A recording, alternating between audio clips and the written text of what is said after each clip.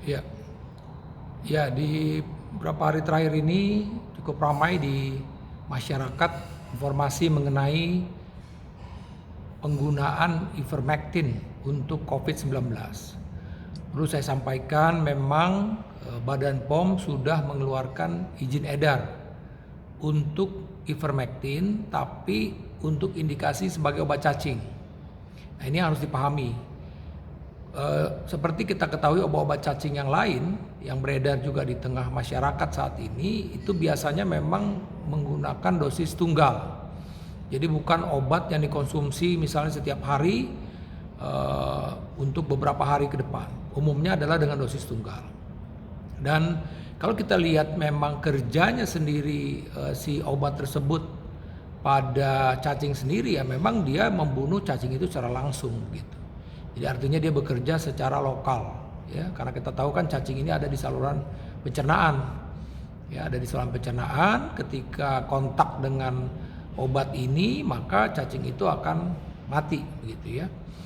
Nah, ini pun juga digunakan untuk berbagai macam parasit-parasit yang lain. Tapi sekali lagi itu bekerjanya adalah dosis tunggal. Nah, kenapa kok ini sekarang menjadi populer untuk penggunaan COVID-19? Karena memang ini didasarkan oleh penelitian in vitro. Penelitian in vitro adalah penelitian yang baru dilakukan di tingkat sel. Kalau kita bilang ini istilahnya masih praklinik, belum sampai uji klinik. Nah, di situ disebutkan bahwa memang ivermectin itu bisa menghambat kerja dari virus COVID-19 ini, yaitu virus SARS-CoV-2. Tapi sekali lagi kalau masih in vitro kan kita belum tahu ini berapa dosis yang tepat untuk digunakan ketika ini pada animal atau bahkan pada human, pada manusia ketika manusia tersebut mengalami infeksi COVID-19. Jadi sekali lagi saya rasa ini penting harus diketahui oleh masyarakat bahwa ini adalah sejatinya saat ini masih kita sebut sebagai obat untuk sebagai obat cacing.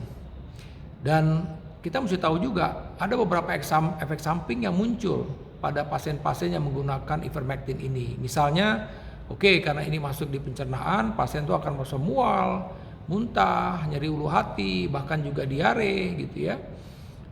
Sakit kepala misalnya, dan kalau dikonsumsi dalam jumlah yang besar dalam jangka pendek, tentu yang paling terganggu adalah liver. Jadi bisa menyebabkan kerusakan pada liver.